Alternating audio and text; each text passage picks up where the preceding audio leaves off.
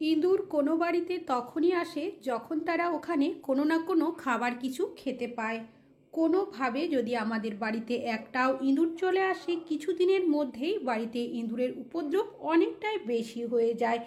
আর এই ইঁদুর অনেক সময় আমাদের খাবার দাবার নষ্ট করে দেয়, জামা কাপড় কেটে দেয়, বই খাতা কেটে দেয়, অনেক সময় তো আবার অনেক দামি দামি জিনিসও নষ্ট করে দেয় এই ইঁদুর।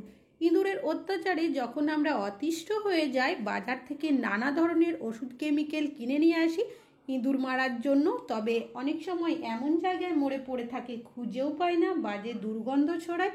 তাছাড়াও অনেকেরই বাড়িতে ছোট বাচ্চারা রয়েছে, যার কারণে ওষুধ কেমিক্যাল আমরা অনেক সময় ব্যবহার করতেও ভয় পাই। তবে কোনো রকমের ওষুধ কেমিক্যাল ছাড়াই ইঁদুর না মেরে আপনারা কিন্তু খুব সহজে বাড়ি থেকে ইঁদুর তাড়িয়ে দিতে পারেন। তেমনই একটা দেশি পাওয়ারফুল টোটকা আপনাদের সাথে শেয়ার করব, আর এটা এতটাই ভালো রেজাল্ট দেয়, আপনারা একবার ব্যবহার করলেই বুঝতে পারবেন। সবার প্রথম এমন কিছু পাত্র নেবেন যেটা কিনা খাবার কাজে ব্যবহার করেন না। এখানে নিয়েছি আমি 3 কোয়া রসুন, মিডিয়াম সাইজের নিয়েছি, বড় সাইজের নিলে 2 কোয়া নিলেও হবে। একটা গ্রেটারের সাহায্যে আমি গ্রেট করে দিচ্ছি, চাইলে আপনারা রসুনটা থেতো করেও এখানে ব্যবহার করতে পারেন। তো দেখতেই পাচ্ছেন রসুনটা কিন্তু আমার গ্রেট করে নেওয়া হয়ে গেছে। এবার আমি এখানে নিয়েছি কর্পূর, যে কর্পূর আমরা পুজোর জন্য ব্যবহার করি সেই কর্পূরই নিয়েছি। হাত দিয়ে আমি এইভাবে করে গুঁড়ো করে এর মধ্যে দিয়ে দিয়েছি।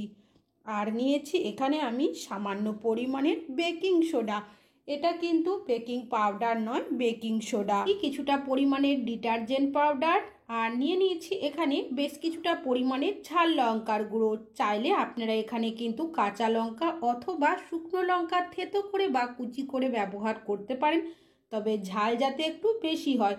তারপর সব উপকরণগুলো একসাথে ভালোভাবে মিশিয়ে নেব। আর এটা কিন্তু এখন একটা স্ট্রং সলিউশন তৈরি হয়ে গেছে। এই সলিউশনটা আপনারা কিভাবে ব্যবহার করবেন সেটাই শেয়ার করব। তো এখানে নিয়ে নিয়েছি একটা কন্টেনার, এমন একটা পাত্র নেবেন যেটা কিনা কোনো খাবার কাজে ব্যবহার করেন না। এখানে নিয়েছি কিছুটা পরিমাণের টমেটো, আর এই টমেটোটা কিন্তু আমার খারাপ হয়ে গেছিল, আপনারা চাইলে ভালো টমেটোরও ব্যবহার করতে পারেন। গ্রেটারের সাহায্যে এইভাবে করে গ্রেট করে দিচ্ছি। টমেটোর যে খোসাটা রয়েছে সেটা কিন্তু এখানে বাদ দিয়ে দেব। দেখতেই পাচ্ছেন টমেটোটা কিন্তু এখানে গ্রেট করে নেওয়া হয়ে গেছে। এর মধ্যে কিন্তু আরও কিছু উপকরণ দিতে হবে। নিয়েছি এখানে একটা বিস্কুট, আপনারা যে কোনো খারাপ হয়ে যাওয়া নরম হয়ে যাওয়া বিস্কুটের ব্যবহার করতে পারেন, যদি না থাকে সেক্ষেত্রে আপনারা ভালো বিস্কুটেও নিতে পারেন। হাত দিয়ে যতটা সম্ভব গুঁড়ো করে দিয়ে দিয়েছি। এবার নিয়েছি এখানে আমি কিছুটা পরিমাণের আটা, ময়দা, এই ধরনের জিনিস ইঁদুর কিন্তু খেতে খুবই পছন্দ করে। আর এখানে যে উপকরণগুলো আমি ব্যবহার করেছি সেগুলো কিন্তু ইঁদুরের খুবই পছন্দের খাবার। যেখানে আমরা কোনো সবজিপাতি রাখি, অনেক সময় দেখা যায় রাত্রেবেলা কি করে ওরা খেয়ে চলে যায়, কখনো কখনো মুখে করে নিয়ে চলে যায়, যার কারণে এখানে এমন কিছু উপকরণ ব্যবহার করবেন যাতে ইঁদুর খেতে খুবই পছন্দ করে, ইঁদুর খেতে আরও বেশি আকৃষ্ট হয়। কিছুটা পরিমাণের জল দিয়ে সব উপকরণগুলো হাত দিয়ে ভালোভাবে মাখিয়ে নিচ্ছি। এই মিশ্রণটা কিন্তু খুব বেশি নরম হবে না, একটা শক্ত ডোয়ের মতোই তৈরি হবে। তো দেখতেই পাচ্ছেন খুব ভালো করে কিন্তু আমি এটাকে মেখে নিয়েছি। এবার এখান থেকে বেশ কিছুটা ছোট ছোট বলের মতো প্রথমে করে নিতে হবে, আপনারা আপনাদের পছন্দ অনুযায়ী বানিয়ে নেবেন। আমি এখানে বেশ কিছুটা এইভাবে বল করে নিয়েছি। এবার এখান থেকে একটা বল নিয়ে হাত দিয়ে এইভাবে গোল করে তারপর দুটো তালুর মাঝে এইভাবে চ্যাপটা করে নেব, তারপর হাত দিয়ে আরও একটু এইভাবে করে পাতলা করে নিতে হবে। কাজটি কিভাবে করছি সেটা একটু ভালোভাবে দেখলেই বুঝতে পারবেন। একইভাবে বাকি বলগুলোও কিন্তু আমি বানিয়ে নিই, যাতে খুব বেশি মোটা না হয় সেদিকে কিন্তু খেয়াল রাখবেন। তো দেখতেই পাচ্ছেন সবগুলোই কিন্তু আমি একইভাবে বানিয়ে নিয়েছি। এবার এটা কিভাবে আপনারা ব্যবহার করবেন চলুন দেখে নেওয়া যাক। যে মিশ্রণটা আমি আগেই বানিয়ে রেখেছিলাম সেই মিশ্রণটা নিয়েছি। এবার এগুলোর মাঝখানে এইভাবে করে কিছুটা করে মিশ্রণ দিয়ে দিতে হবে, তবে এখানে কিন্তু বেশি পরিমাণের মিশ্রণ দেওয়া যাবে না। কেন কি যখন আপনারা এগুলো মুড়িয়ে নেবেন সেক্ষেত্রে দেখবেন যদি অতিরিক্ত দেওয়া হয় বাইরের দিকে কিন্তু বেরিয়ে যাবে। এবার বাকি যে মিশ্রণটা রয়েছে সেটা সাইডে করলাম, ওটাও কিন্তু ব্যবহার। এবার আপনারা কি করবেন, এগুলোকে নিয়ে চারদিক থেকে এভাবে মুড়িয়ে নেবেন, হাত দিয়ে এভাবে গোল করে একটু চ্যাপটা করে নিতে পারেন বা গোলও করে নিতে পারেন, তবে ভেতরের মিশ্রণটা যাতে কোনোভাবে বাইরে বেরিয়ে না আসে সেটা কিন্তু লক্ষ্য রাখবেন। তবে ওপরের যে লেয়ারটা রয়েছে যতটা সম্ভব আপনারা পাতলা রাখার চেষ্টা করবেন। তো দেখতেই পাচ্ছেন এইভাবে করেই কিন্তু সবগুলোই আমি ভালো করে মুড়িয়ে রেডি করে নিয়েছি। এবার এগুলো আপনারা কোথায় কিভাবে ব্যবহার করবেন পুরোটাই শেয়ার করব। তার আগে এগুলো আমি কি করব, প্লেটের মধ্যে তুলে নেব। তবে এগুলো যাতে আরও বেশি খেতে আকৃষ্ট হয় তার কারণে এখানে নিয়েছি সামান্য পরিমাণের ঘি।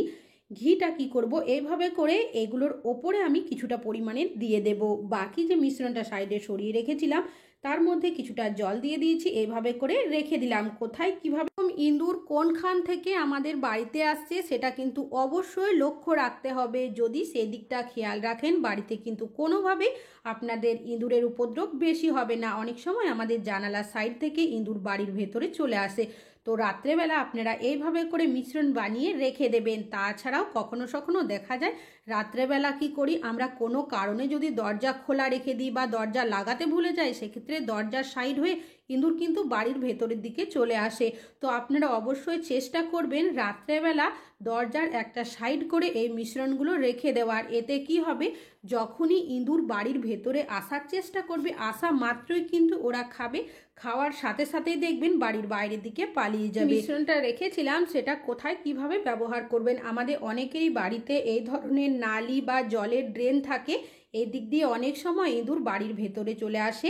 এখানে যদি মিশ্রণটা আপনারা দিয়ে রাখেন, এর যে একটা স্ট্রং গন্ধ হয়ে যায়, সেই গন্ধের কারণে কোনোভাবেই কিন্তু ইঁদুর বাড়ির ভেতরে আসতে পারবে না। আর বাড়িতে যদি কোনোভাবে ইঁদুর না আসে, আমাদের বাড়িতে কিন্তু ইঁদুরের উপদ্রব কোনো দিনই হবে না। আশা করছি আপনাদের এই টিপসটি কাজে আসবে। আর চাইলে কিন্তু যে বলের মতোগুলো বানিয়ে রাখবেন সেগুলোও কিন্তু এই ধরনের নালি বা জলের সাইড করে রেখে দিতে পারেন। ইঁদুর যখনই আসার চেষ্টা করবে, আসা মাত্রই দেখবেন খেতে শুরু করবে।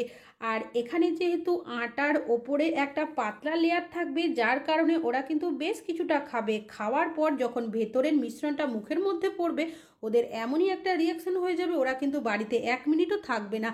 তাছাড়াও আর যেখানে ইঁদুরের উপদ্রব বেশি থাকবে বা আসা যাওয়া করে বলে আপনাদের মনে হয়, সেই জায়গাগুলোতেও কিন্তু আপনারা এইভাবে করে দিয়ে রাখবেন। বিশেষ করে ফ্রিজের তলার সাইডে, আলমারির তলার সাইডে, টেবিলের তলার সাইডে।